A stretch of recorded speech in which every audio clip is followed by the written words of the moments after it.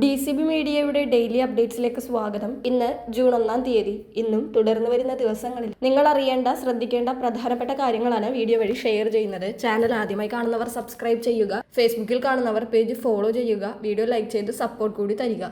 ആദ്യത്തെ അറിയിപ്പ്, കാലവർഷം ബുധനാഴ്ച കേരളത്തിലെത്തുമെന്ന പ്രവചനങ്ങൾക്കിടെ ഈ ആഴ്ച ശക്തവും അതിശക്തവുമായ മഴയ്ക്ക് സാധ്യതയെന്ന് കാലാവസ്ഥാ വകുപ്പ് മുന്നറിയിപ്പ് നൽകിയിരിക്കുകയാണ്.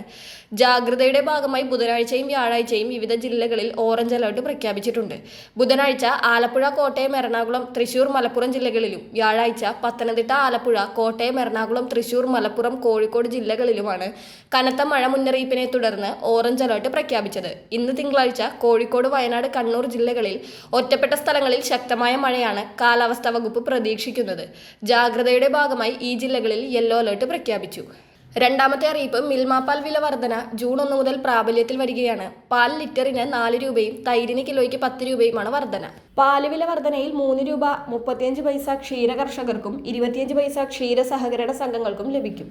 വില വർധന ഇന്നു മുതൽ നടപ്പാക്കുമെങ്കിലും കവറുകളിൽ കുറച്ചുനാൾ കൂടി പഴയ വില തുടരും. പുതിയ വില രേഖപ്പെടുത്തിയ കവറുകൾ വിപണിയിലെത്താൻ 1 മാസത്തോളം സമയമെടുക്കുമെന്ന് മിൽമ അറിയിച്ചു. പാൽ വില വർധന പ്രാബല്യത്തിലാകുന്നതോടെ ക്ഷീര കർഷകരിൽ നിന്നും സംഭരിക്കുന്ന 1 ലിറ്റർ പാലിന് 43 രൂപ 39 പൈസ നൽകണം. നേരത്തെ ഇത് 40 രൂപ 4 പൈസയായിരുന്നു.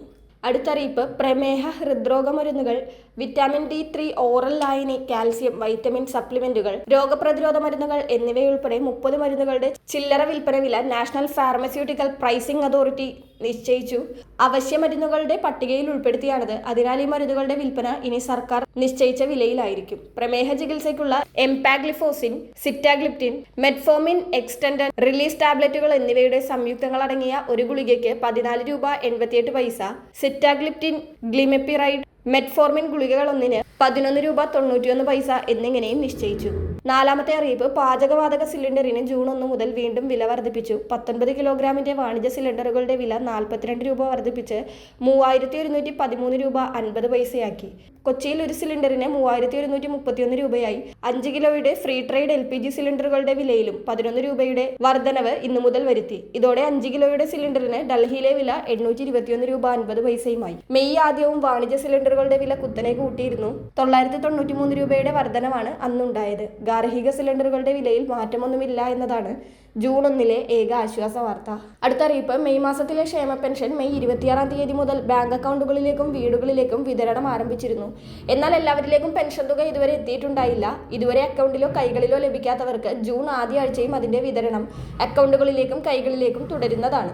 അതേസമയം 60 വയസ്സിന് താഴെ പ്രായമുള്ള വിധവ, അവിവാഹിത പെൻഷൻ വാങ്ങുന്നവരിൽ പുനർവിവാഹം ചെയ്തിട്ടില്ലെന്ന ഈ വർഷത്തെ സാക്ഷ്യപത്രവും അതേപോലെ നാളിതുവരെ വരുമാന സർട്ടിഫിക്കറ്റ് നൽകിയിട്ടില്ലാത്ത 2 ലക്ഷത്തോളം പേരും സാക്ഷ്യപത്രവും വരുമാന സർട്ടിഫിക്കറ്റും സമർപ്പിക്കേണ്ട അവസാന തീയതി ജൂൺ 30 ആ തീയതി കഴിഞ്ഞാൽ പിന്നീട് പെൻഷൻ മുടങ്ങുവാൻ സാധ്യതയുണ്ട്.